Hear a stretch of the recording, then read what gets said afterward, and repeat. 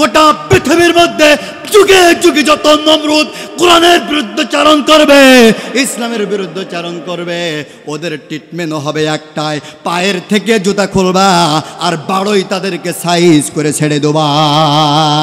আমার তৌহিদি মুসলিম জনতা, ফুলতলাবাসী, আমি তোমাদের কাছে শেষ বেলায় একটা অনুরোধ করতে চাই, এই কোরআনের বিরুদ্ধচারণ যারা করবে তাদের সাথে তোমরা থাকবে? আরো জোরে বলো, থাকবে? কান খাড়া করে শোনো, আমার সাথে উত্তর দাও। আগামীতে যারা কোরআনের বিরুদ্ধচারণ করবে আমরা তাদের সাথে নাই, কথা বলেন ঠিক কিনা? এই কোরআনের রাজ প্রতিষ্ঠা করতে বাংলাদেশের 1,47,000 বর্গ কিলোমিটারের প্রত্যেকটা ইঞ্চি জমিনে আল্লাহর কোরআনের রাজ প্রতিষ্ঠা করতে, বুকের তপ্ত রক্ত রাজপথে ঢেলে দিতে রাজি আছো কে কে মুসলমান? আজকের আলোচনার সাবজেক্ট হচ্ছে রব। জোরে বলেন কি? ভাইয়ের আমার, রব এমন একটা ইম্পর্টেন্ট সাবজেক্ট, এত গুরুত্বপূর্ণ একটা সাবজেক্ট। আল্লাহ রাব্বুল আলামিন রূহের জগতে যখন আমাদেরকে তৈরি করেছিলেন, আল্লাহ রাব্বুল আলামিন রূহের জগতে সর্বপ্রথম আমাদের কাছে জিজ্ঞাসা করেছিলেন, আলাস্তু বিরাব্বিকুম, আমি কি তোমাদের রব নই? আমরা সেদিন বলেছিলাম, ক্বালু বালা, অবশ্যই আপনি আমাদের রব। সুবহানাল্লাহ বলবেন না? ভাইয়ের আমার, রব কতটা ইম্পর্টেন্ট, কতটা গুরুত্বপূর্ণ সাবজেক্ট, শুধু আমার দিকে আপনারা নজর দিন। ভাইয়ের আমার, আল্লাহ রাব্বুল আলামিন রূহের জগতে সর্বপ্রথম আমাদের কাছে প্রশ্ন করেছিলেন, আলাস্তু বিরাব্বিকুম, আমি কি তোমাদের রব নই? ভাইয়ের আমার, পৃথিবীর মধ্যে আসার পর আল্লাহ পাক রব্বুল আলামিন আমাদের জন্য শ্রেষ্ঠ একটা কিতাব নাজিল করলেন। কিতাবটার নাম কি? জোরে বলেন। এই কোরআন আল্লাহ রাব্বুল আলামিন যখন শুরু করলেন, ওই শুরুতেও আল্লাহ রাব্বুল আলামিন রব শব্দটা দিয়ে দিলেন। ভাইরা আমার, আল্লাহ রাব্বুল আলামিন এই কোরআনের শুরুতেই আল্লাহ তাআলা রব শব্দটা দিয়ে দিলেন। আমার সাথে পড়েন, আলহামদুলিল্লাহি রাব্বিল আলামিন। রব আছে না নাই? আল্লাহ পাক রব্বুল আলামিন এই কোরআনের শুরুতে দিলেন রব। আবার এই কোরআনের একেবারে শেষ যে সূরা, চলুন সূরা আমরা শেষ সূরাটাও পড়ে দেখি। কুল আউযু বিরাব্বিন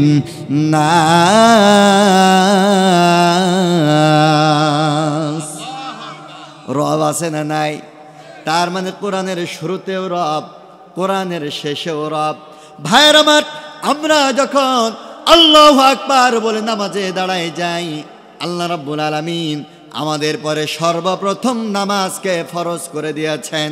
ওই নামাজে যখন আমরা দাঁড়িয়ে যাই, নামাজের শুরুতে পড়ি আলহামদুলিল্লাহি রাব্বিল আলামিন।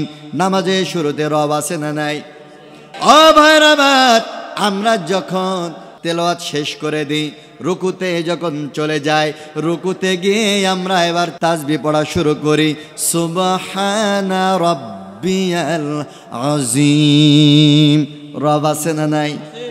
আবার রুকু থেকে যখন আমরা দাঁড়িয়ে যাই, তখন আমরা পড়ি রব্বানা লাকাল হামদ।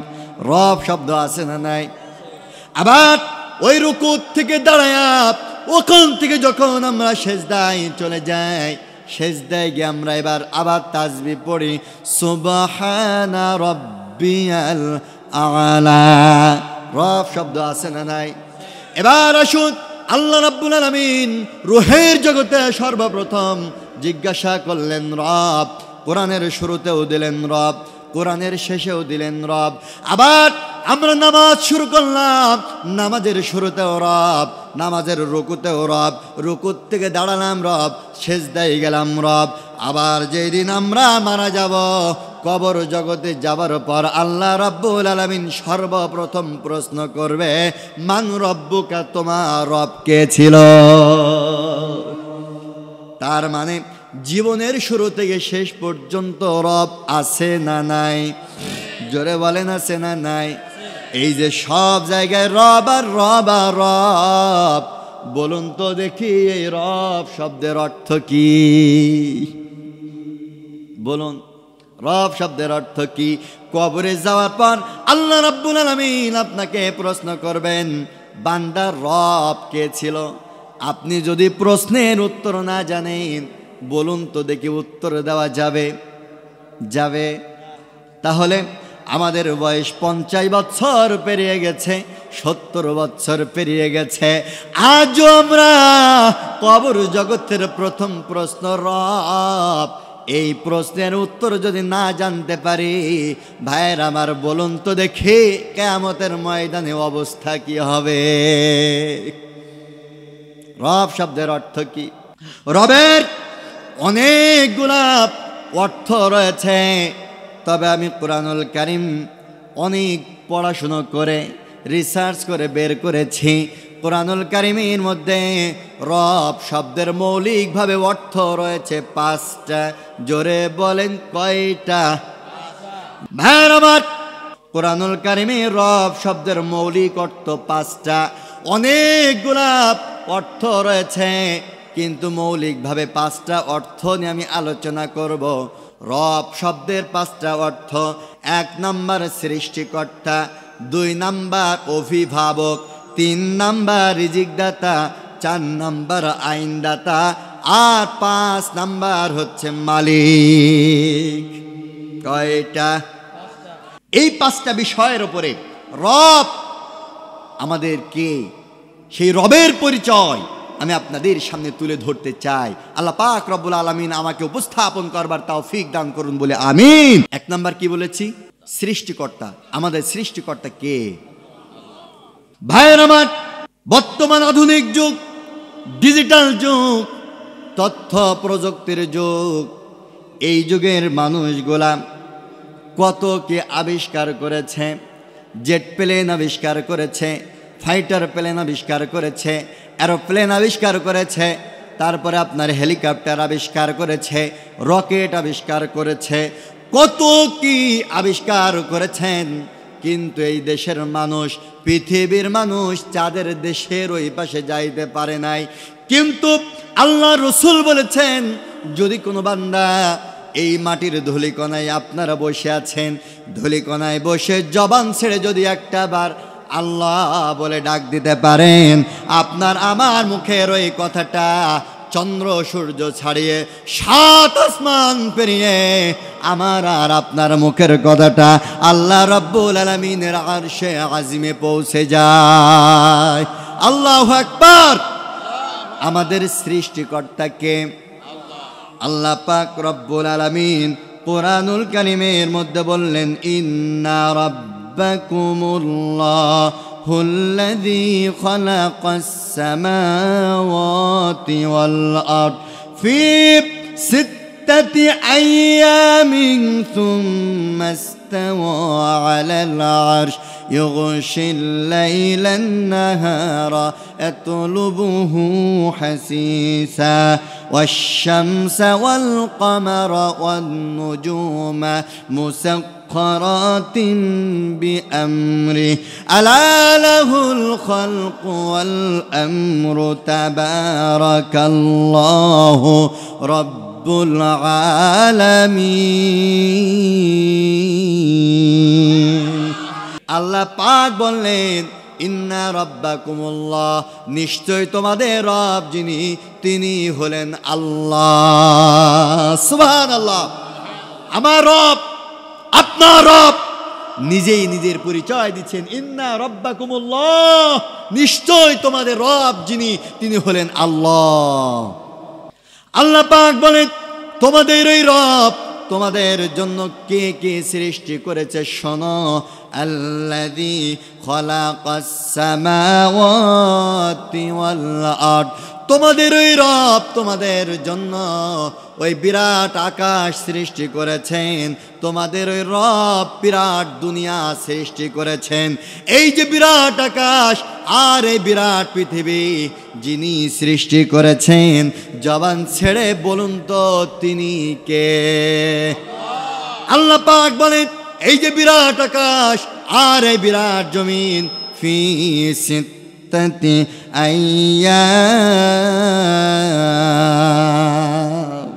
এই যে বিরাট আকাশ আর এই বিরাট জমিন আমি আল্লাহ পাক রব্বুল আলামিন মাত্র 6 দিনে তৈরি করেছি। সুবহানাল্লাহ। কয় দিনে? 6 দিনে তৈরি করেছে। আমরা বললাম ও কোরআন আমার রব আর কি তৈরি করেছে? আল্লাহ পাক রব্বুল আলামিন তিনি বললেন, ইউগশিল লাইলান নাহারা ইয়াতলুবুহু হাসিসা, তোমাদের ওই রব তোমাদের জন্য রাত তৈরি করেছেন, তোমাদের ওই রব তোমাদের জন্য দিন তৈরি করেছেন। ওয়াশ-শামসা ওয়াল কমারা ওয়ান নুজুমা মুসাখখারাতিন বিআমরি, তোমাদের ওই রব তোমাদের জন্য সূর্য তৈরি করেছে, তোমাদের জন্য চন্দ্র তৈরি করেছে, তোমাদের জন্য আকাশের মধ্যে লক্ষ কোটি কোটি তারকারাজি তৈরি করেছেন।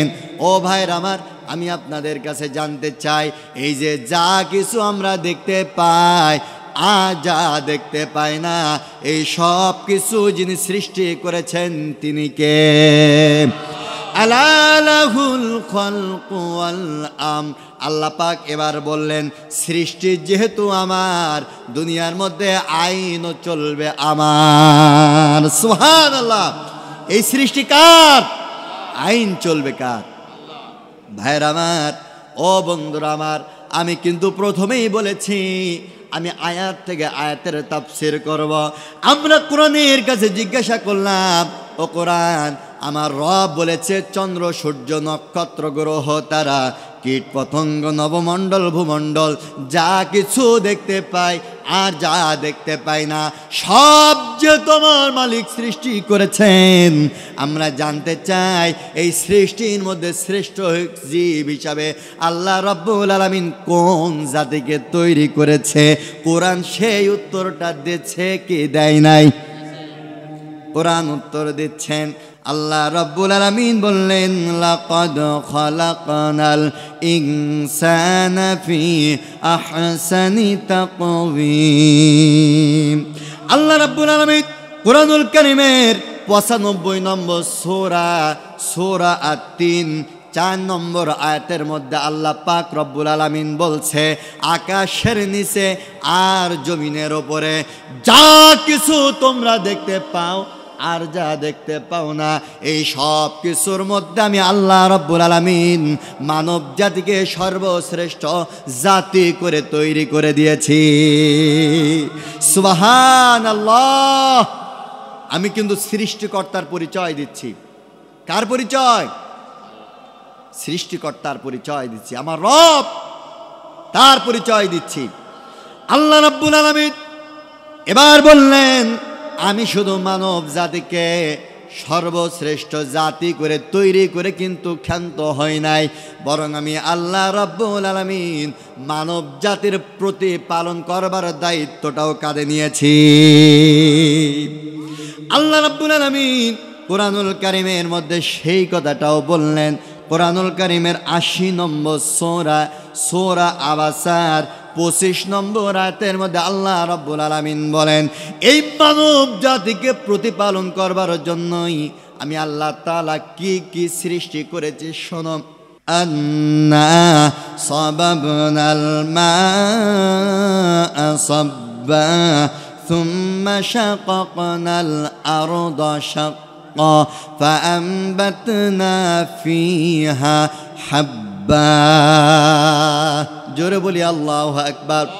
আল্লাহ রাব্বুল আলামিন বলেন, ও মানব জাতি, তোমাদেরকে প্রতিপালন করবার জন্য আমি আল্লাহ রাব্বুল আলামিন আকাশ থেকে অজর ধারায় পৃথিবীর মধ্যে বৃষ্টি বর্ষণ করি, আর ওই বৃষ্টি বর্ষণ করার পর সুম্মা শাকাকনাল আরদা শাক্কা, এই পৃথিবীটাকে আমি ফসল ফলানোর উপযুক্ত করে গড়ে তোলে। এরপর فأنبتنا فيها حبا, ওই পৃথিবীর মধ্য থেকে আমি আল্লাহ রাব্বুল আলামিন তোমাদের জন্য নানান রকমের ফসল উৎপন্ন করে দেই। সুবহানাল্লাহ। ও মানুষ, সব সৃষ্টি করেছি, ওই সৃষ্টির মধ্যে তোমাকে শ্রেষ্ঠ জীব করে তৈরি করেছি। শুধু শ্রেষ্ঠ জীব করে তৈরি করি নাই, তোমার প্রতিপালন করবার জন্য তোমার জন্য খাদ্যও সৃষ্টি করেছি। সুবহানাল্লাহ। ভাইয়ের আমার, বন্ধুরা আমার, আমরা কোরআনের কাছে জিজ্ঞাসা করলাম, কোরআন, আল্লাহ আমাদেরকে শ্রেষ্ঠ জীব করে তৈরি করলেন, আমাদের জন্য খাদ্য উৎপন্ন করলেন। ও কোরআন, আল্লাহ আমাদের কাছে কি চায়, তার উদ্দেশ্যকে আমরা জানতে চাই। আল্লাহ রাব্বুল আলামিন তার উদ্দেশ্য সম্পর্কে কোরআনের মধ্যে আলোচনা করেছে কি করে নাই? আল্লাহ রাব্বুল আলামিন তিনি বললেন, আমি মানব জাতিকে পৃথিবীর শ্রেষ্ঠ করে তৈরি করেছি, তার কারণ হলো ওয়ামা খালাকতুল জিন্না ওয়াল ইনসা ইল্লা লিয়াবুদুন। আমি মানব জাতি এবং জিন জাতির কাছ থেকে আমি আশা করি তারা পৃথিবীর মধ্যে শুধুমাত্র একমাত্র ইবাদত করবে। কার? ভাইয়ের আমার, আল্লাহ পাক রব্বুল আলামিন এই কোরআনের মধ্যে ঘোষণা দিলেন, লা ইন শাকারতুম লা আযীদান্নাকুম ওয়া লা ইন কাফারতুম ইন্না আযাবি লাশাদীদ। আল্লাহ পাক বলেন, বান্দা, এই যে বিরাট আকাশ, বিরাট পৃথিবী, এর মধ্যে কত কি তৈরি করেছি, তোমরা আমার নিয়ামতগুলো ভক্ষণ করো, আমার নিয়ামতগুলো তোমরা ভক্ষণ করো, আর আল্লাহ পাকের শুকরিয়া আদায় করো। যদি তোমরা আল্লাহ পাকের নিয়ামত পেয়ে নিয়ামতের শুকরিয়া আদায় করো, আমি আল্লাহ রাব্বুল আলামিন আমার নিয়ামতকে তোমাদের জন্য বৃদ্ধি করে দেবো। আর যদি নিয়ামত পেয়ে নাশুকরিয়া আদায় করো, তাহলে তোমাদের থেকে আমি নিয়ামতকে ছিনায় নেব। ও আমার ভাইয়েরা, ও আমার বন্ধুরা, আমি আপনাদের কাছে জানতে চাই, এই যে সব কিছু যিনি সৃষ্টি করেছেন তিনি কে? রব। তিনি কে? আমাদের রব। রবের এক নাম্বার পরিচয় বলেছিলাম, রব আমাদের সৃষ্টিকর্তা। ভাইয়ের আমার, আমি বলেছিলাম রব শব্দের 2 নাম্বার অর্থ হচ্ছে অভিভাবক। কি? সবাই বলেন, আমাদের অভিভাবক কে? আল্লাহ। আমাদের রব, আমাদের অভিভাবক। সুবহানাল্লাহ। আল্লাহ রাব্বুল আলামিন তিনি যে আমাদের অভিভাবক, এই ব্যাপারে কোরআনুল কারীমের মধ্যে আল্লাহ রাব্বুল আলামিন বলেন, আল্লাহু ওয়ালিয়ুল্লাযীনা আমানু ইউখরিজুহুম মিনাজ যুলুমাতি ইলান নূর। আল্লাহ রাব্বুল আলামিন বলেন, আল্লাহু ওয়ালিয়ুল্লাযীনা আমানু, যারা ঈমান এনেছে আমি আল্লাহ রাব্বুল আলামিন তাদের অভিভাবক হয়ে গেলাম। সুবহানাল্লাহ। আমরা কি ঈমানদার নই? তাহলে আমাদের অভিভাবক কে? আল্লাহ পাক বলেন, আমি হচ্ছি ঈমানদারদের অভিভাবক। আমরা বললাম, ও আল্লাহ, তুমি অভিভাবক হয়ে আমাদের কি করবা? আল্লাহ রাব্বুল আলামিন বলেন, আমি ঈমানদারদের যখন অভিভাবক হয়ে যাই, ইউখরিজুহুম মিনাজ যুলুমাতি ইলান নূর, আমার ঈমানদার বান্দাগুলোকে আমি অন্ধকারের রাস্তা থেকে আলোর পথে নিয়ে আসি। সুবহানাল্লাহ। আল্লাহ আমাদের অভিভাবক, আমাদেরকে অন্ধকার থেকে আলোর দিকে নিয়ে আসেন। কিন্তু যারা আল্লাহকে অভিভাবক মানে না, যারা তাগুতকে বিশ্বাস করে, যারা আল্লাহ জমিনে আল্লাহর দিন চায় না, আল্লাহর আইন চায় না, ভাইয়ের আমার, আল্লাহ রাব্বুল আলামিন তিনি বললেন, তাদের অভিভাবক আমি আল্লাহ নয়, তাদের অভিভাবক আমি আল্লাহ নয়। আল্লাহ রাব্বুল আলামিন বললেন, তাদের অভিভাবক কারা? শোনো, ওয়াল্লাযীনা কাফারু আউলিয়াউহুমুত তাগুত, ওদের অভিভাবক আমি আল্লাহ রাব্বুল আলামিন নই, বরং ওদের অভিভাবক হচ্ছে তাগুত। আর এই তাগুত হচ্ছে সেই শক্তি যেই শক্তি নিজেরাও আল্লাহর আইন চায় না, নিজেরাও আল্লাহর বিধিবিধান মানে না, আর অন্যদেরকেও আল্লাহর আইন প্রতিষ্ঠা করতে দেয় না, আল্লাহর বিধিবিধান যারা মানতে দেয় না, এরা হচ্ছে তাগুত। আর এই তাগুত যাদের অভিভাবক হয়ে যায়, আল্লাহ পাক বলেন এই তাগুতরা ইখরিজুহুম মিনান নূরি ইলাজ যুলুমাত। তাগুতের কাজ হচ্ছে মানুষদেরকে আলোর দিক থেকে টান দিয়ে অন্ধকারের দিকে নিয়ে যাওয়া।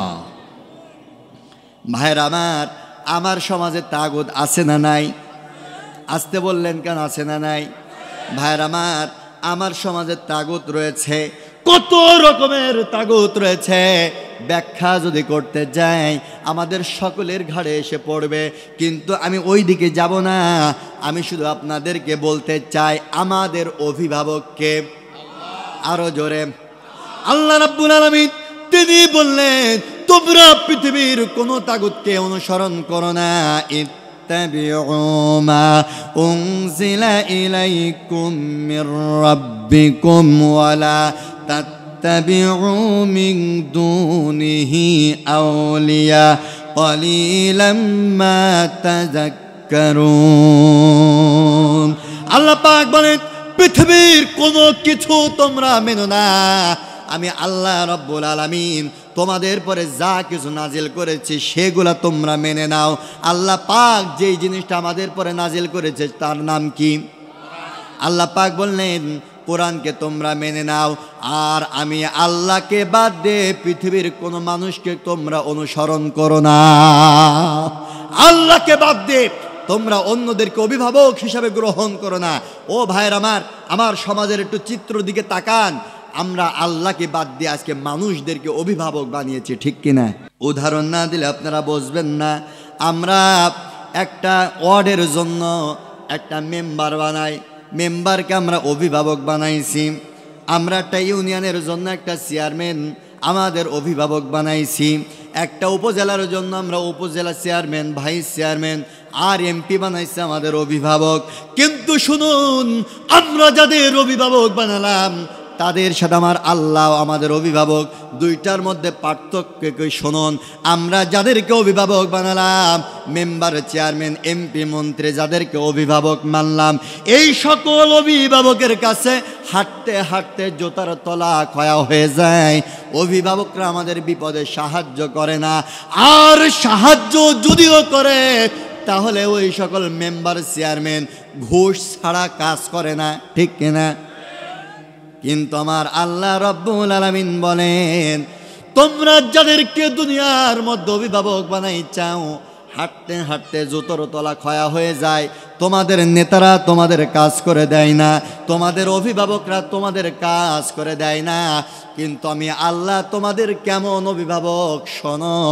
আল্লাহ পাক রব্বুল আলামিন কুরআনুল কারীমের 2 নম্বর সূরা বাকারার 152 নম্বর আয়াতের মধ্যে বললেন ফাযকুরুনি আযকুরুকুম ওয়াশকুরুলি ওয়ালা তাকফুরুন। আল্লাহ পাক বলেন তোমাদের রব, তোমাদের অভিভাবক, তিনি এমন অভিভাবক, তোমাদের রবেরকে যদি তোমরা একটা বার ডাক দাও, তোমাদের রবকে যদি আল্লাহ বলে একটা বার ডাক দিতে পারো, তোমাদের রব তোমাদের ডাকের প্রতি উত্তরে সাথে সাথে 10 বার উত্তর নিয়ে নেয়। দুনিয়ায় যারা আমরা অভিভাবক বানালাম মেম্বার, চেয়ারম্যানকে, হাঁটতে হাঁটতে জুতোর তলা ক্ষয়া হয়ে যায়, অভিভাবকরা আমাদের কাজ করে দেয় না। কিন্তু এমন অভিভাবক আমার আল্লাহ পাক বলছে বান্দা একটা বার ডাক দে, সাথে সাথেই আমি আল্লাহ রাব্বুল আলামিন 10 বার উত্তর নিয়ে নিব। অথচ ওই অভিভাবক আল্লাহ রাব্বুল আলামিনের কথা যখন আমরা বলেছি, তখন আমরা দেখেছি দুনিয়ার মধ্যে যেই নেতাদের আমরা অভিভাবক মেনেছি, ওই তাগুত নেতারা কোরআনের হক কথাগুলো যখন আমরা বলি, বিগত 17 বছর সব থেকে বেশি হয়েছে কোরআনের হক কথা যখনই বলেছি, আমাদের সামনের থেকে মাইকগুলা কেড়ে নেওয়া হয়েছে। কথা বলেন না কেন? আমাদের সামনের থেকে মাইক কেড়ে নেওয়া হয়েছে, আমাদেরকে গালি দেওয়া হয়েছে, কত রকমের গালি আমাদেরকে গালি দেওয়া হয়েছে। এর বাচ্চা তার বাচ্চা, আমাদেরকে গালি দেওয়া হয়েছে রাজাকারের বাচ্চা, মৌলবাদের বাচ্চা, জঙ্গিবাদের বাচ্চা, তালেবানের বাচ্চা, বলেছে কি বলে নাই? আমাদেরকে ওরা গালি দিয়েছে। কিন্তু ভাইরা আমার, বন্ধুরা আমার, কান খাড়া করে শুনে রাখুন, এই কোরআনকে যারা লালন করে, আল্লাহ রব্বুল আলামিন কোরআন লালন করবার কারণে ওই লালনকারীদেরকে জিরো থেকে আল্লাহ হিরো বানিয়ে দেয়।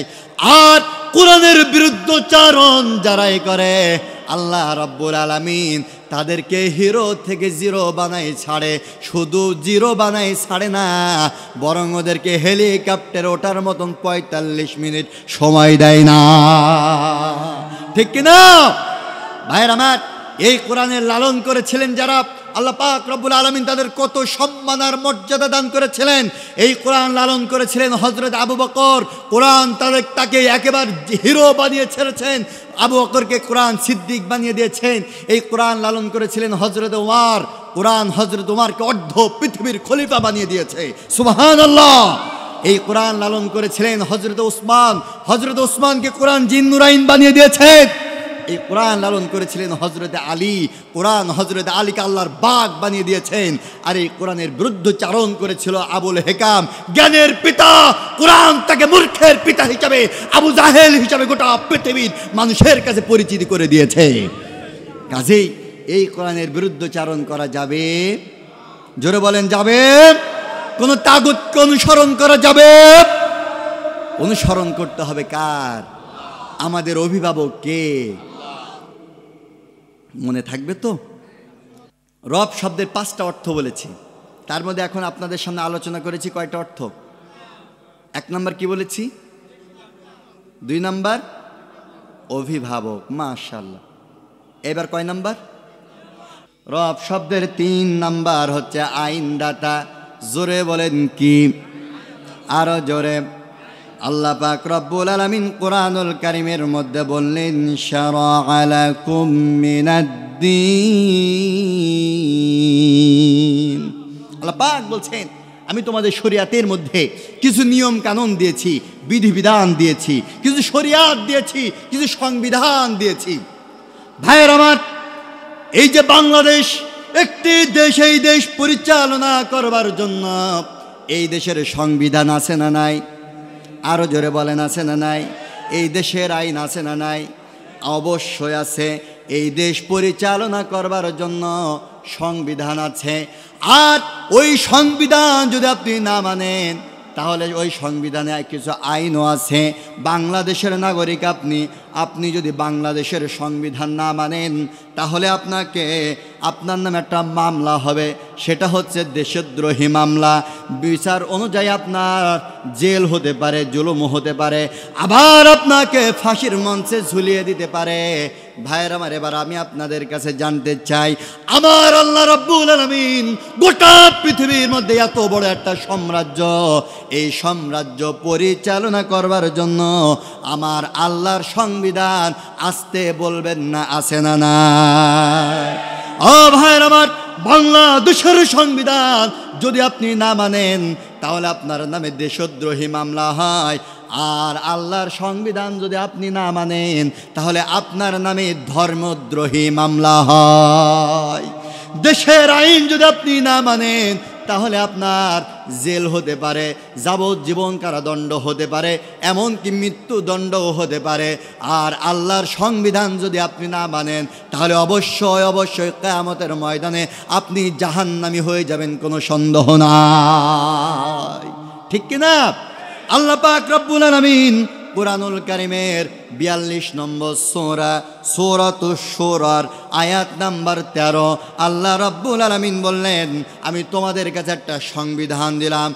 আর ওই সংবিধান দিয়ে আমার আল্লাহ রাব্বুল আলামিন কিছু 5 জন নবীকে ডাক দিলেন। জোরে বলেন, কয়জন নবী?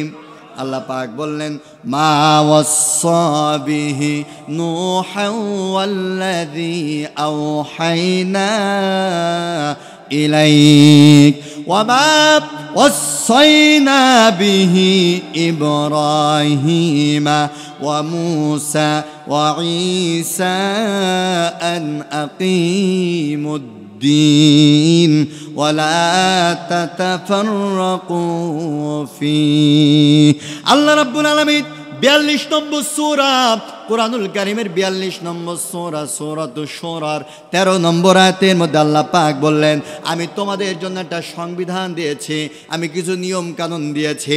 ওই নিয়ম কানুন সংবিধান প্রস্তুত করে আল্লাহ রাব্বুল আলামিন সর্বপ্রথম নূহ নবীকে ডাক দিলেন। এরপর আল্লাহ রাব্বুল আলামিন হযরত ইব্রাহিম আলাইহিস সালামকে ডাক দিলেন। এরপর মূসা নবীকে ডাক দিলেন, ঈসা নবীকে ডাক দিলেন, বিশ্ব নবীকে ডাক দিয়ে বললেন, ও আমার নবী, ও আমার নবীগণ, ও আমার রাসূলগণ, এই জমিন যার আইন প্রতিষ্ঠা করা লাগবে তার। এবার আমি আপনাদের কাছে জানতে চাই, এই জমিন কার? আরো জোরে বলেন কার? যারা উত্তর দিলেন না ওদের চিন্তা মনে হয় হাসিনার নাম বলি ফেললাম, কি আর করব। জমিন কার? আইন চলবে কার? আল্লাহ রাব্বুল আলামিন বললেন, আন আকিমুদ্দিন, জমিন যেহেতু আল্লাহর, আইন চলবে আল্লাহর। ওয়ালা তাতাফাররাকু ফি, আল্লাহ জমিনে আল্লাহর দিন প্রতিষ্ঠার ব্যাপারে তোমরা কেউ দলাদলি করো না। ভাইয়ের আমার, খুব ভালো করে বুঝুন, আল্লাহ পাক বললেন ওয়ালা তাতাফাররাকু ফি, খবরদার তোমরা আল্লাহর জমিনে আল্লাহর দিন প্রতিষ্ঠার ব্যাপারে ইখতিলাফ করো না, মত পার্থক্য করো না, মত ভিন্নতা প্রকাশ করো না। এই আদেশ কার? আরো জোরে বলেন কার? ইসলামী শরিয়াতের অনেক বিষয় নিয়ে মত পার্থক্য রয়েছে, থাকবে। যেমন আমরা যখন নামাজ পড়ি, এক শ্রেণীর মানুষ রয়েছে নাভির নিচে হাত বাঁধে, আছে না নাই? আর এক শ্রেণীর মানুষ বুকের ওপরে হাত বাঁধে, আছে না নাই? আর এক শ্রেণীর মানুষ নাভির নিচেও হাত বাঁধে না, বুকের ওপরেও হাত বাঁধে না, হাত একেবারে ছেড়ে দেয়, আছে না নাই? তার মানে নামাজের ব্যাপারে ইখতিলাফ করার সুযোগ আছে, আপনি ইখতিলাফ করতে পারেন, কিন্তু আল্লাহ রাব্বুল আলামিন বললেন আল্লাহ জমিনে এই কোরআনের রাজ প্রতিষ্ঠা করার ব্যাপারে তোমরা কেউ দলাদলি করতে পারবা না, ইখতিলাফ করতে পারবা না, মত পার্থক্য তৈরি করতে পারবা না। আল্লাহর কসম, কোরআন হাতে নিয়ে বলছি বন্ধু, আল্লাহর জমিনে আল্লাহর দিন প্রতিষ্ঠার ব্যাপারে যদি কেউ মত পার্থক্য তৈরি করে, আল্লাহর কসম ওর ঈমান থাকবে না, বেঈমান হয়ে যাবে। ঠিক কিনা? ইখতিলাফ করার কোনো সুযোগ নাই। ভাইয়ের আমার, এবার আমি আপনাদের কাছে জানতে চাই, আল্লাহ পাক বললেন আল্লাহ জমিনে আল্লাহ দিন প্রতিষ্ঠা করতে হবে। বাংলাদেশ স্বাধীনতার 54 বছর পেরিয়ে গেছে। আপনাদের কাছে জানতে চাই, এই 54 বছরে আল্লাহর কোরআন দ্বারা একটা বিচার বাংলা জমিনে করা হয়েছে নাকি? হয়েছে? বাংলার জমিনে বিচার করা হয় কোন আইন দিয়ে? শুনুন, বাংলাদেশের সংবিধান লিখেছে হচ্ছে ব্রিটিশরা, আর কিছু সংশোধন করেছে ডক্টর কামাল। ডক্টর কামাল আর ব্রিটিশের আইনে আমার সোনার বাংলাদেশ স্বাধীনতার 54 বছর পরিচালিত হচ্ছে। আমি আপনাদের কাছে জানতে চাই, এই ব্রিটিশরা মুসলমান নাকি কাফের? আরো জোরে বলেন। একটু চিন্তা করে দেখেন, আমার প্রত্যেকটা কথা চিন্তা করুন। আমার বাংলাদেশ স্বাধীনতার 54 বছর পেরিয়ে গেছে। এই দেশের মধ্যে বিশ্ব নবীর 16 কোটি উম্মাত বসবাস করে, অথচ বিশ্ব নবীর 16 কোটি উম্মাতের এই দেশে কোরআনের আইন চলে না, বরং আইন চলে ব্রিটিশের কাফেরদের আইন। এবার আপনি যে হুজুর, লম্বা টুপি, লম্বা পাগড়ি আর জুব্বা আর ঘন্টা পরে রাস্তার মাঝখান দিয়ে হেঁটে যান, ইল্লা ইল্লা করেন, আবার হুজুর রাজপথে নামে না, মেম্বারের ওপরে উঠে বলে হুজুর, হুজুর বলে আমি হচ্ছে নিরপেক্ষ, আছে না নাই? ও হুজুর, আল্লাহ জমিন আল্লাহর দিন প্রতিষ্ঠার ব্যাপারে যদি তোমার ভূমিকা না থাকে, তো আল্লাহর জমিনে আল্লাহর আইন প্রতিষ্ঠার ব্যাপারে যদি তুমি সংগ্রাম না করো, আল্লাহর জমিনে আল্লাহর আইন দ্বারা বিচার যদি না করো, তাহলে তোমার পরিচয় কি? তুমি শোনো, তুমি হাজী হও, গাজী হও, পীর হও, কুতুব হও, শহীদ হও, মক্কা মদিনার কাবার ইমামও যদি হও, তোমার পরিচয় কি? কোরআন বলে দিচ্ছে, শোনো।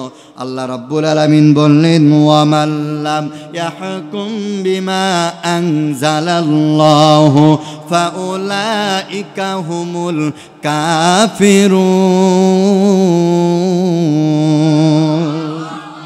আল্লাহ পাক বলেন, আল্লাহর জমিনে আল্লাহর আইন দ্বারা বিচার যারা করে না ওরা হচ্ছে পাক্কা কাফের। জোরে বলেন কি? আমার উস্তাদ পাশে বসে রয়েছে, এই পাশে আর এক উস্তাদ জি বসে রয়েছে। আমার কোনো এখানে উল্টো পাল্টা তাফসির করার কোনো সুযোগ নাই। দুই পাশে দুই শ্রেষ্ঠ আলেম বসে রয়েছে। প্রত্যেকটা আয়াতের দলিল আমি দিয়ে দিচ্ছি, আয়াত নাম্বার, পারা নাম্বার, পৃষ্ঠা নাম্বার গুলো দিচ্ছি, শুধু আপনারা বাড়িতে গিয়ে মিলাই নেবেন। আল্লাহ পাক বললেন, আল্লাহর জমিনে আল্লাহর আইন দ্বারা যারা বিচার করবে না ওরা হচ্ছে কাফের। ফাউলাইকা হুমুল ফাসিকুন, ওরা হচ্ছে ফাসিক। ফাউলাইকা হুমুজ জালিমুন, ওরা হচ্ছে জালেম। আল্লাহর জমিনে আল্লাহর আইন যারা চায় না আল্লাহ পাক বলেন ওরা কাফের, ওরা ফাসিক, ওরা জালেম। কথা বলেন ঠিক কিনা?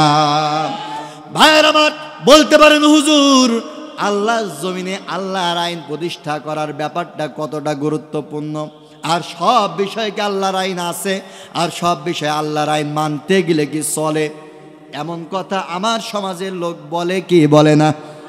কিছু কিছু মানুষ বলে, হুজুর আপনারা সব কিছু শুধু ইসলাম ইসলাম করেন। এমন কথা বলার মতন মানুষ আমার সমাজে আছে না? নয়। ভাইয়ের আমার, কান খাড়া করে শুনুন, ইসলামের আইন, আল্লাহ রাব্বুল আলামিনের আইন, আল্লাহ পাকের শরিয়াত নাই কোথায়? নাই কোথায়? সব জায়গায় রয়েছে। কান খাড়া করে একটা উদাহরণ দিই, শুধু শুনুন। এই পৃথিবীর সব থেকে নিকৃষ্ট জায়গা বলতে আমরা যেটাকে চিনি সেটা হচ্ছে বাথরুম, ঠিক কিনা?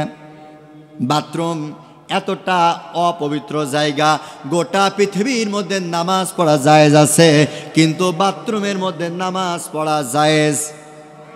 কথা বলেন? গোটা পৃথিবীর মধ্যে কোরআন তেলাওয়াত করা জায়েজ রয়েছে, বাথরুমের মধ্যে কোরআন তেলাওয়াত করা জায়েজ আছে নাকি? গোটা পৃথিবীর মধ্যে সব জায়গায় আল্লাহর নামের জিকির করা জায়েজ রয়েছে, বাথরুমের মধ্যে আল্লাহর নামের জিকির করা জায়েজ আছে নাকি? এতটা অপবিত্র জায়গা, অথচ ওই জায়গাতেও আমার আল্লাহ রাব্বুল আলামিনের আইন আছে না? না, অবশ্যই আছে। আল্লাহ রাব্বুল আলামিনের আইন, বাথরুমে যখন তোমরা যাবা বাম পাদে প্রবেশ করবা, বাথরুম থেকে যখন বাইরে হবা ডান পাদে বাইরে হবা। বাথরুমের মধ্যে যখন তোমরা প্রবেশ করবা নির্দিষ্ট একটা দোয়া পড়বা, আল্লাহুম্মা ইন্নী আউযু বিকা মিনাল খুবসি ওয়াল খাবাইস।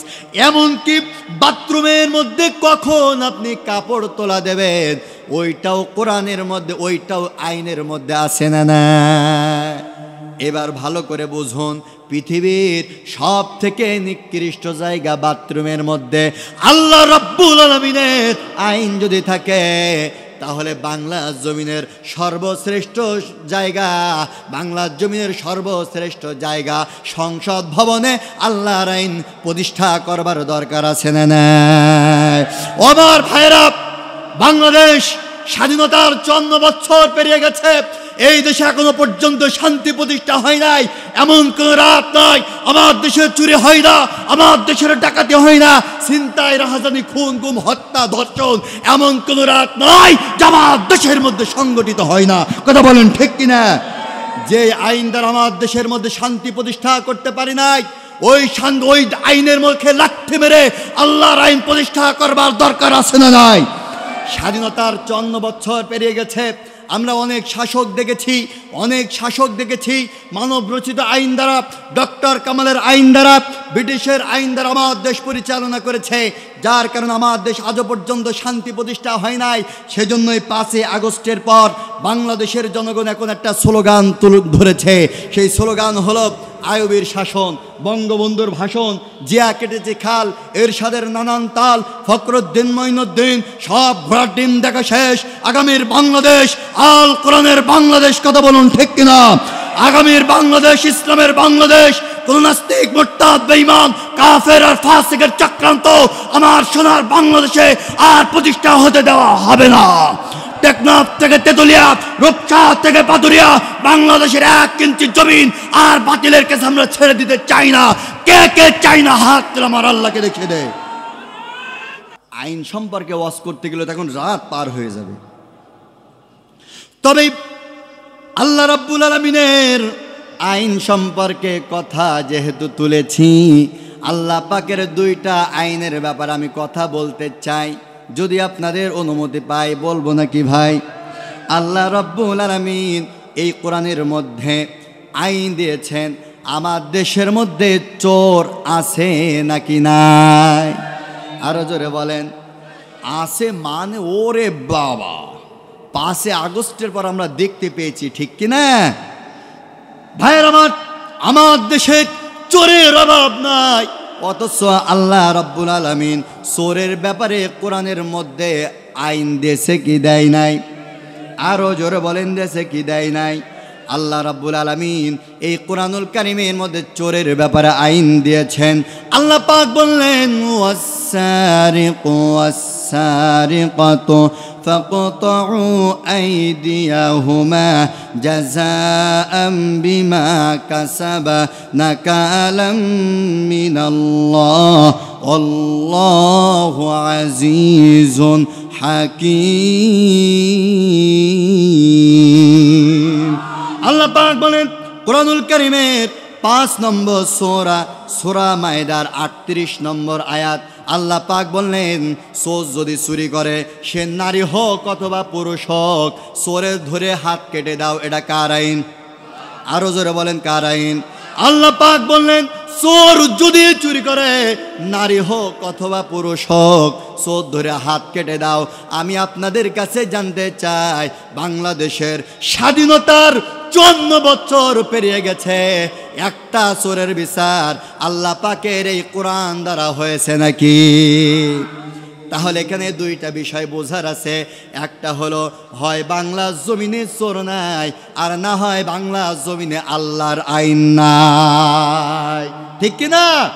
ও ভাই, আল্লাহ পাক রব্বুল আলামিন বলেন, চোর ধরে হাত কেটে দাও। স্বাধীনতার 54 বছর পেরিয়ে গেছে, একটা চোরের বিচার হয় নাই। অথচ আমার দেশে চোরের আইন রয়েছে।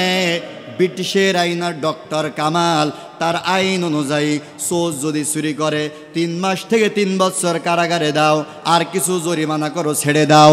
ভাইয়ের আমার, বাংলাদেশের এই সকল আইনের জন্য, ব্রিটিশের আইন আর ডক্টর কামালের আইনে বাংলাদেশের চোরেদের বিচার করবার কারণে আমার দেশের চোরগুলা আজকে চোর নাই, বরং বাংলাদেশের চোরগুলা এক একটা ব্যাংক ডাকাতে পরিণত হয়েছে। কত বড় চোর হইছে 5 আগস্টে আমরা টের পেয়েছি, ঠিক কিনা?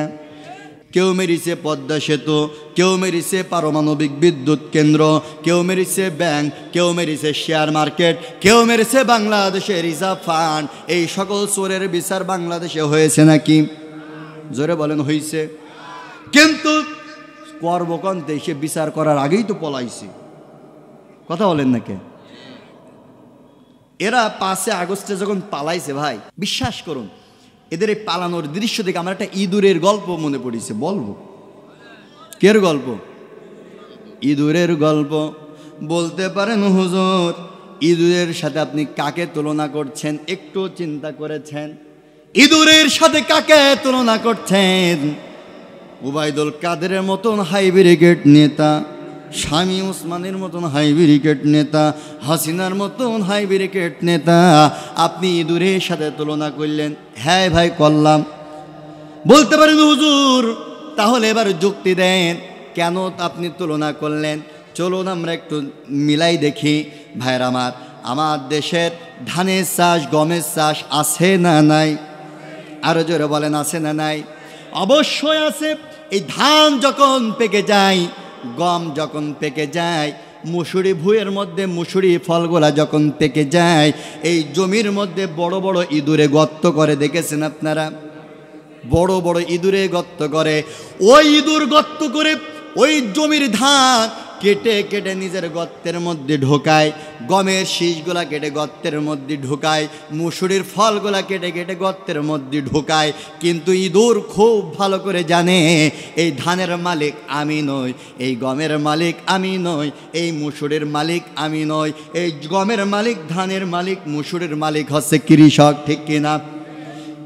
ইঁদুর এটা ভালো করে জানে।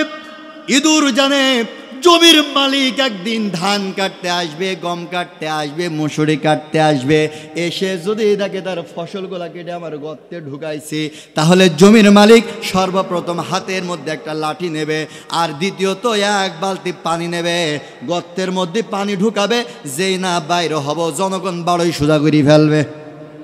কথা বলেন? ইঁদুর এটা ভালো করে জানে।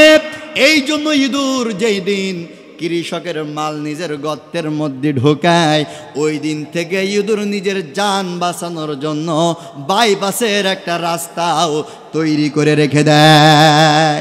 কৃষক যেই দিন ইঁদুরকে ধরার জন্য গর্তের মধ্যে পানি ঢোকায়, ইঁদুর বাইপাসে রাস্তা দিয়ে দৌড় মেরে বাইর হয়ে যায়।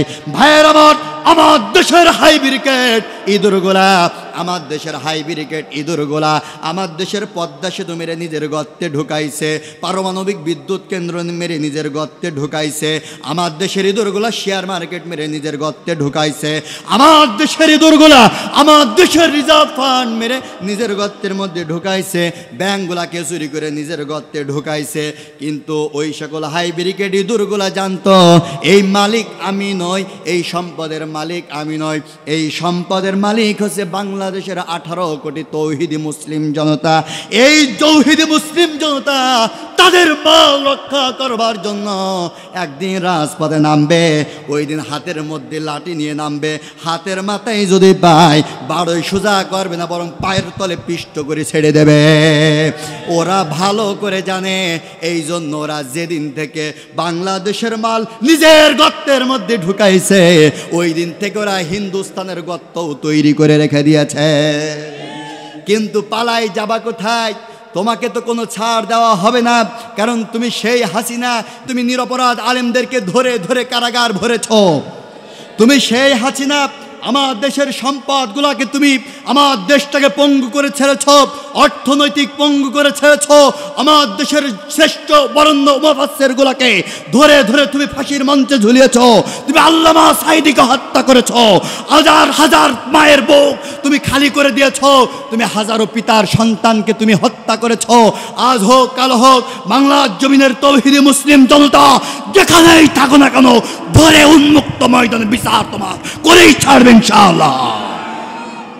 ছাড় তোমার হবে না, কারণ তুমি তো চোর, তোমার বিচার তো করা লাগবেই, ঠিক কিনা? ভাইয়ের আমার, আইন সম্পর্কে যদি আলোচনা করতে যাই, অনেক আলোচনা।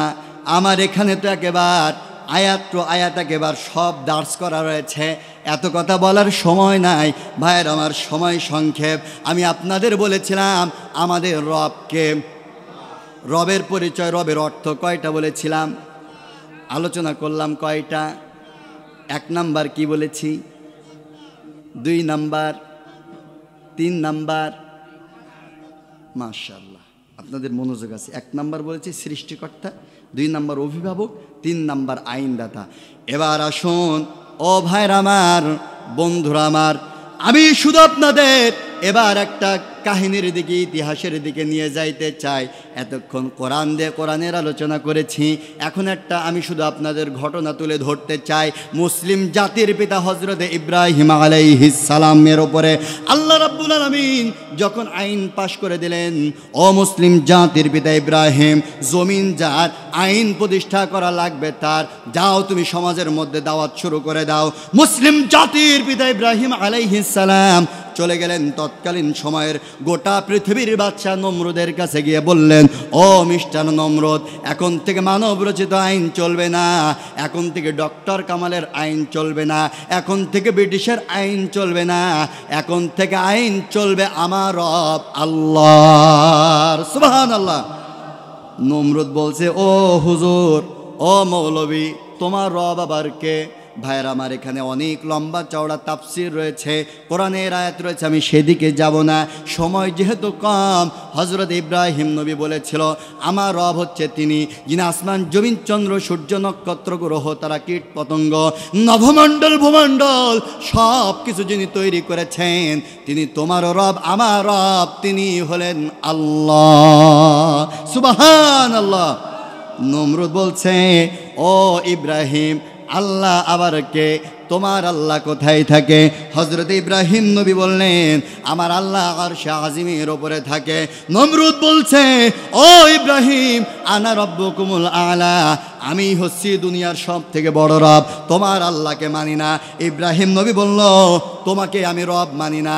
হযরত ইব্রাহিম নবী যখন বললেন, নমরুদ সেই দিন ইব্রাহিম নবীকে বলেছিল ইব্রাহিম তাহলে তোমার রবকে বলে দাও, তোমার রবের সাথে আমি যুদ্ধ করতে চাই।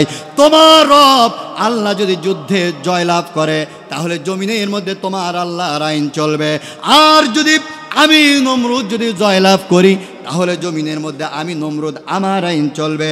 হযরত ইব্রাহিম আলাইহিস সালাম আল্লাহ রাব্বুল আলামিনকে বললেন মালিক তোমার সাথে খেলতে চাই, এই মিস্টার নমরুদ তোমার সাথে খেলতে চাই। নমরুদ বলতেছে খেলা হবে। বিগত দিন এমন শব্দ মনে আপনারা শোনেন নাই, বলতো খেলা হবে। নমরুদ একই কথা ইব্রাহিম নবীকে বলেছিলেন ও ইব্রাহিম তোমার আল্লাহকে বলো যুদ্ধের ময়দানে খেলা হবে।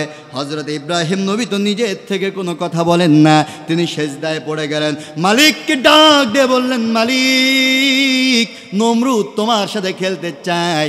হযরত ইব্রাহিম নবীকে আল্লাহ রাব্বুল আলামিন বললেন ইব্রাহিম তুমি চিন্তা করো না, আমার নাম আল্লাহ, আমার সাথে দেবে যারা পাল্লা আমি আল্লাহ রাখি না তাদের ঘাড়ের কল্লা।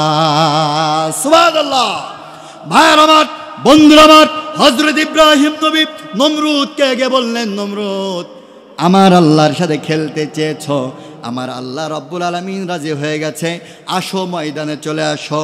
নমরুদ নির্দিষ্ট দিনে নির্দিষ্ট সময়ে লক্ষাধিক সশস্ত্র বাহিনী নিয়ে ময়দানে হাজির হয়েছে, আল্লাহর সাথে যুদ্ধ করবে বলে নাউজুবিল্লাহ।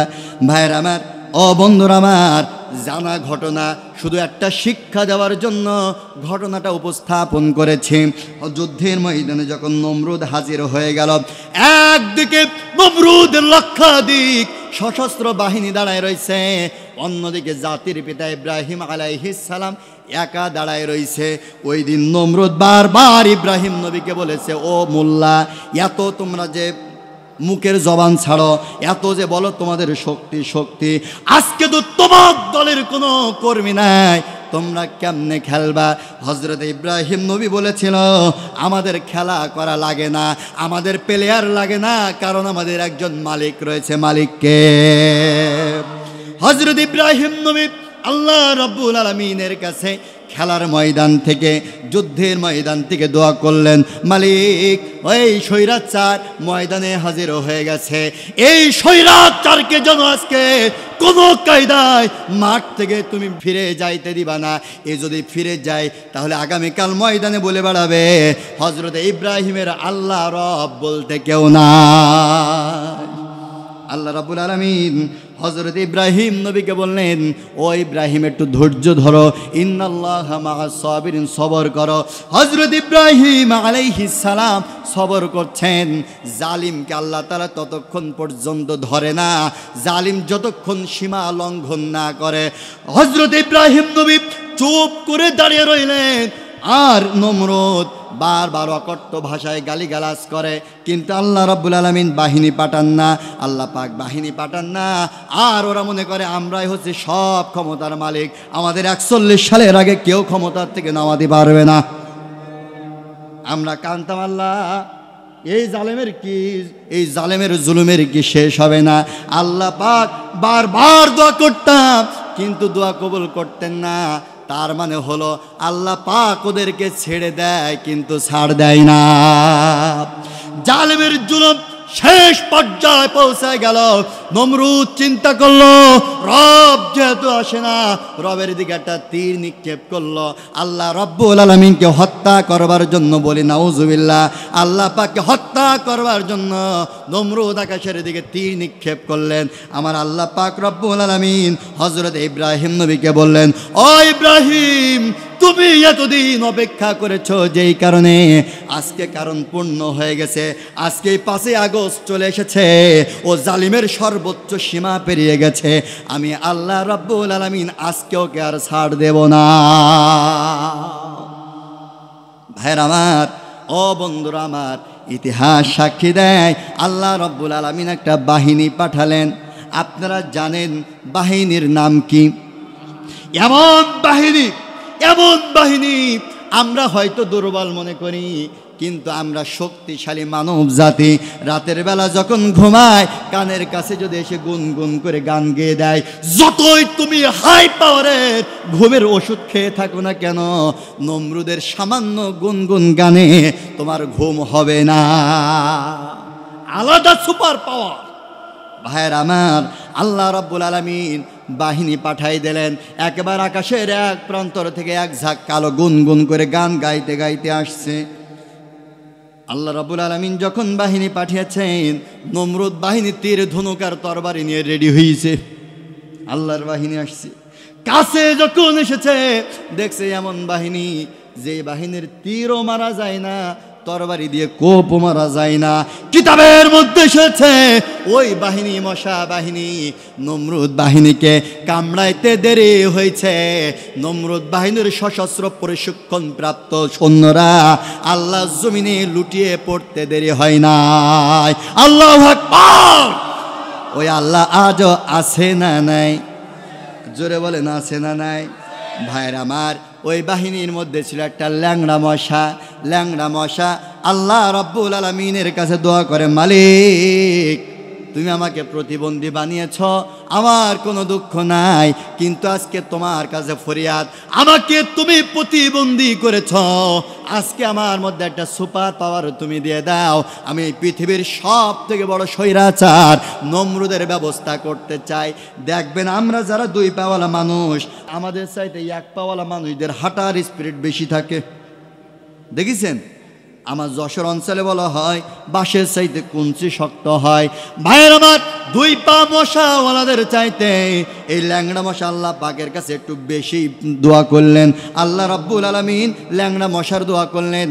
আল্লাহ পাক রব্বুল আলামিন বলে, ল্যাংড়া মশা তুই দোয়া করেছিস ঠিক যেইভাবে, আমি আল্লাহ রাব্বুল আলামিন তোকে সুপার পাওয়ার দিয়ে দিলাম ঠিক সেইভাবে।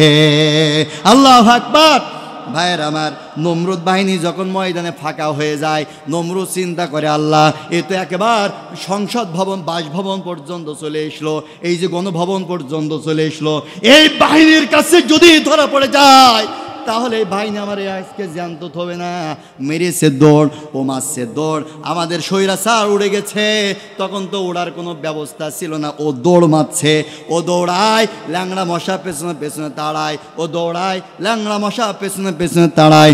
ল্যাংড়া মশা চিন্তা করে, তোরে একবারে মারবো না, তোরে ধীরে ধীরে ধুকে ধুকে তোরে মারবো। ল্যাংড়া মশাটা নাক দিয়ে ঢুকে একেবারে মাথায়। নমরুদ রাজপ্রাসাদের মধ্যে জানালা দরজা আটকাই রয়েছে, কোনো মশা যেন না আসে। কিন্তু আসল মাল সেটা এখন কোথায়? কথা না বলে বুঝি কোথায়? মাথায়। নমরুদ আরামের ঘুম যেই না ঘুমায়, ওর মাথার মধ্যে কামড় বসায় দেয়। নমরুদ তিড়িং বিড়িং করে নেচে ওঠে। আবার নমরুদ যেই না ঘুমায়, তিড়িং বিড়িং করে নেচে ওঠে। কারণ কি, মাথার মধ্যে কি হলো? গোটা পৃথিবীর সব বড় বড় ডাক্তারদেরকে আমন্ত্রণ জানালো, আমার প্রাসাদে তোমাদের আমন্ত্রণ জানালাম। ভাইয়ের আমার, কাম টু মাই পয়েন্ট, গোটা পৃথিবীর বড় বড় ডাক্তার নমরুদের রাজ সিংহাসনের সামনে হাজির। কি হয়েছে? মাথার জ্বালা যন্ত্রণা সহ্য করতে পারি না। ডাক্তাররা টেস্ট করে 14 গোষ্ঠী টেস্ট করে নমরুদের কাছে এত ওষুধ খাওয়ায়, কিন্তু নমরুদের মাথার যন্ত্রণা যায় নমরুদ বলছে, কি ঘোড়ার ডিম তোরা ডাক্তারি শিখেছিস? সামান্য মাথার যন্ত্রণা সারাইতে পারিস না, কি ঘোড়ার ডিম শিখেছিস? ডাক্তাররা সেই দিন বললেন, ও মিস্টার নমরুদ, আমরা মেডিকেল সায়েন্সের শেষ পাতায় পড়েছিলাম, গোটা পৃথিবীর মেডিকেলের ঔষধ যখন শেষ হয়ে যাবে ওই দিন থেকে জুতা মেডিসিনের কাজ শুরু হয়ে যাবে। যদি একটু আপনি সুযোগ দেন, যদি একটু অনুমতি দেন, প্রয়োগ করে দেখতে চাইতাম। নমরুদ বলতেছে, এত ওষুধ খাইলাম, কাজ যেহেতু হয় নাই, একটু জুতাতে চাচ্ছিস, যদি আরাম হয় তাহলে জুতা, কিন্তু একটা শর্ত। কি শর্ত? আমার আশপাশের আমার রুমের মধ্য থেকে আমসা সামসা পাতি নেতা এইগুলারে ঘর থেকে বাহির করে দে। এই পাতি নেতার সামনে যদি আমার মাথায় জুতা দিয়ে বাড়ি মারিস, এই পাতি নেতারাই আগামীকাল চায়ের দোকানে বলে বেড়াবে, আমাদের খোদা জুতার পিঠে খাওয়া খোদা। এইগুলার আগে বের কর। পাতি নেতা আমার সমাজে বিগত দিন ছিল কি ছিল না? জোরে বলেন, ছিল কি ছিল না? আবার এখন নতুন করে কিছু জন্ম হচ্ছে। ভাইয়ের আমার, বন্ধুরা আমার, এই আতি নেতা পাতি নেতা ঘর থেকে বাহির করে দিলেন। গোটা পৃথিবীর ডাক্তার পায়ের থেকে জুতা খুললেন, মনে মনে চিন্তা করে, তুমি সেই নেতা যেই নেতা আমার মৌলিক অধিকার হরণ করেছ, আমার জানমালের নিরাপত্তা দেও নাই, বিনা কারণে মামলা দিয়েছ। নমরুদ, ও নমরুদ, ইব্রাহিমের দল করার কারণে সুবিধা থেকে বঞ্চিত করে রেখেছ। তুমি সেই নমরুদ যেই নমরুদ 5-10-20 টাকার পেঁয়াজ 200 টাকায় খাওয়াইছাও। তুমি সেই নমরুদ যেই নমরুদ 100 টাকার ঝাল তুমি 1000 টাকা কেজিতে খাওয়াইছাও। জনগণ না খেয়ে মরেছে, আর তুমি মোড়ে মোড়ে মূর্তি বানায় রাখিছাও। আজকে হাতে যেহেতু জুতা উঠেছে, আজকে মাগার তোরে ছাড়ব না। এই রাগের সব ঘৃণাগুলো একত্রিত করে জুতাটা খুলে যেই না নমরুদের মাথার উপরে বাড়ি মেরেছে, মশাটা ঘাপটি মেরে বসে পড়েছে। নমরুদের ভালো লেগেছে। নমরুদ বলছে, ও ডাক্তার, তোর জুতার মধ্যে একটা জাদু আছে। পৃথিবীর এত ওষুধ খেলাম, কাজ হয় নাই, এক বাড়িতে কাজ হইছে। আরো জুতা। ডাক্তার তখন আরো কিছু জুতালেন, যেই না জুতার বাড়ি মারে, মশাটা ঘাপটি মেরে বসে পড়ে। আবার জুতা মারা বন্ধ করে দেয়, মশা আবার কষান দেওয়া শুরু করে দেয়। নমরুদ চিন্তা করে এইভাবে হবে না। নমরুদ বলছে, ডাক্তার, ও ডাক্তার, তুই আর থামিস না, একটা না জুতা। ডাক্তার বলছে, খুব ভালো করে বুঝুন, আমি কিন্তু রবের পরিচয় দিচ্ছি। রবের ব্যাপারে আল্লাহর আইন যারা মানে নাই, তাদের পরিণতির শেষ পরিণতিটা আপনাদের সামনে উপস্থাপন করার চেষ্টা করছি। ভাইয়ের আমার, নমরুদ যখন বলল একটা না জুতা, ডাক্তার তখন বলল, মিস্টার নমরুদ, আমি গোটা পৃথিবীর মধ্য থেকে বড় বড় বিশ্ববিদ্যালয় থেকে ডক্টরেট ডিগ্রি অর্জন করেছি। এখানে বসে তোমার জুতা পিটা করার জন্য নয়, আমি প্রেসক্রিপশন করে দেব, প্রেসক্রিপশন অনুযায়ী তুমি ট্রিটমেন্ট নাও। ভাইয়ের আমার, সেই দিন নমরুদের ডাক্তার একটা প্রেসক্রিপশন লিখেছিলেন, বলবো নাকি প্রেসক্রিপশনটা? প্রেসক্রিপশন লিখলেন। আমাদের বাজারের ডাক্তাররা প্রেসক্রিপশন লেখে, রোগীর নাম শোয়েব হুসাইন বিপ্লবী, এরপরে রোগের ধরন মাথা ব্যথা, ট্রিটমেন্ট, খাওয়ার আগে মোটিগার্ড, খাওয়ার পরে নাপা এক্সট্রা। এরপরে লেখে, এই মাথা ব্যথা 1 সপ্তাহের মধ্যে যদি না সারে, তাহলে 1 সপ্তাহ পরে আবারও দেখা করবা।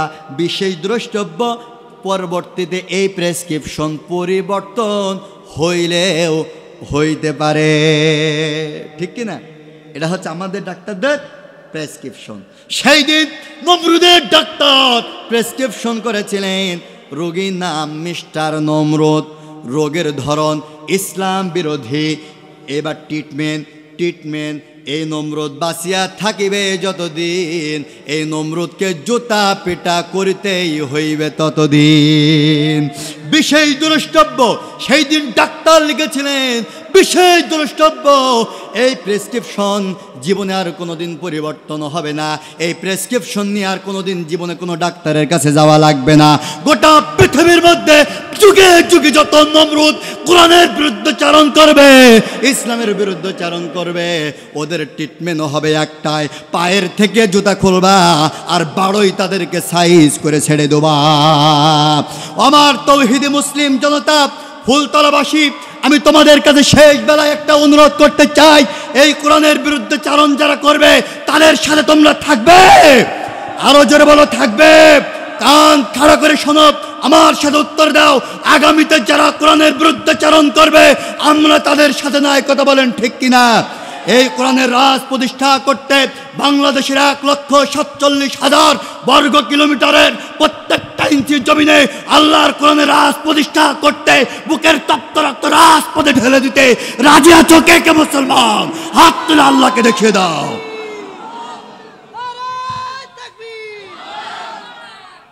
ভাইরা, আমি আপনাদেরকে বুঝাতে চেয়েছি আমাদের রব কে। সবাই বলেন রব কে? আমি রবের পরিচয় দিতে চেয়েছিলাম। রব শব্দের অনেকগুলো অর্থের মধ্যে মৌলিকভাবে 5টা অর্থ বলেছিলাম। সবাই মনোযোগ দেন, যেহেতু দীর্ঘ সময়ের আলোচনা আপনাদের বাড়িতে না যেতে পারে, এজন্য আমি একেবারে 2 মিনিটের মধ্যে সম্পূর্ণ আলোচনাটা আপনাদের পকেটে তুলে দিতে চাই। আমার দিকে মনোযোগ দেন। আমি বলেছিলাম রব শব্দের মৌলিক অর্থ 5টা। 1 নাম্বার সৃষ্টিকর্তা, 2 নাম্বার অভিভাবক, 3 নাম্বার আইনদাতা, 4 নাম্বার রিজিকদাতা, 5 নাম্বার হচ্ছে মালিক। এই 5টা অর্থের উপরে কথা বলতে গিয়ে আমি সৃষ্টিকর্তার পরিচয় দিয়েছি, আমি আমাদের অভিভাবকের পরিচয় দিয়েছি, আর আইনদাতা আমার আল্লাহ, আইনের ওপরে কিছু কথা আপনাদের সামনে তুলে ধরার চেষ্টা করেছি। সেক্ষেত্রে বলেছি যে স্বাধীনতার 54 বছর পেরিয়ে গেছে, আমার সোনার বাংলাদেশে আজও পর্যন্ত স্বাধীনতার স্বাদ আমরা পাই নাই। এই দেশে চুরি বন্ধ হয় নাই, ডাকাতি বন্ধ হয় নাই, ছিনতাই বন্ধ হয় নাই, খুন বন্ধ হয় নাই, গুম বন্ধ হয় নাই, ধর্ষণ বন্ধ হয় নাই, এদেশের মানুষের অধিকার এখনো পর্যন্ত আদায় হয় নাই, এই দেশের মধ্যে শান্তি প্রতিষ্ঠা হয় নাই, নারীর সতীত্বের গ্যারান্টি আজও পর্যন্ত প্রতিষ্ঠা হয় নাই। এই সব কিছু যদি আমার বাংলাদেশের মধ্যে প্রতিষ্ঠা করতে চাও, তাহলে আল্লাহর আইনের বিকল্প কোনো রাস্তা। এই রবের 3টা পরিচয় আপনাদের সামনে তুলে ধরার সময় আমি পেয়েছি। আমি আপনাদের কাছে দোয়া চাই, আমার বয়স কম, আল্লাহ পাক রব্বুল আলামিন এই জাতির কল্যাণে কোরআনের ময়দান আমাকে কবুল করেছেন। আপনারা দোয়া করবেন আল্লাহ তাআলা যেন সুস্থতার সাথে সারা বাংলাদেশে কোরআনের হক কথাগুলো প্রচার করার তৌফিক আল্লাহ তাআলা আমাকে দান করুন বলে আমিন। ওয়া আখির দাওয়ানা আলহামদুলিল্লাহি রাব্বিল আলামিন।